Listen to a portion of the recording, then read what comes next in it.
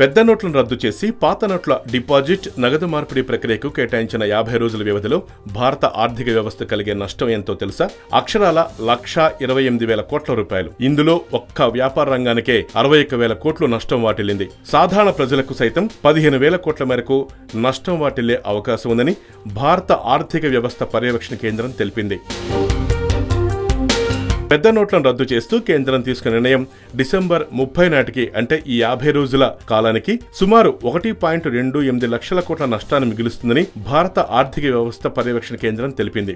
నోట్ల రద్దు ప్రకటన నాటికి దేశంలో 17.8 లక్షల కోట్ల విలువైన 500, 1000 నోట్లున్నాయి. మొత్తం కరెన్సీ నోట్లలో ఇవి 86%. నోట్ల ఆకస్మిక రద్దుతో ఖాళీగా కనిపిస్తున్న మార్కెట్లు, రద్దీ తగ్గిన షాపింగ్ మాల్స్, వ్యాపారం పడిపోయిన రెస్టారెంట్లు, ఒత్తిడిలో ఉన్న ఫ్యాక్టరీలు బేలగా చూస్తున్నాయని భారత ఆర్థిక వ్యవస్థ పర్యవేక్షణ కేంద్రం తెలిపింది. పెద్ద సంఖ్యలో కొత్త నోట్లు ముద్రించి వాటిని బ్యాంకులు, ఏటీఎంలు, పోస్టాఫీసులకు పంపేందుకు అయ్యే ఖర్చు 16,800 కోట్ల భారాన్ని కేంద్రం, రిజర్వ్ బ్యాంక్ అదనంగా మోయాల్సి ఉంటుందని కూడా ఇది తెలిపింది. YoYo news, Hyderabad.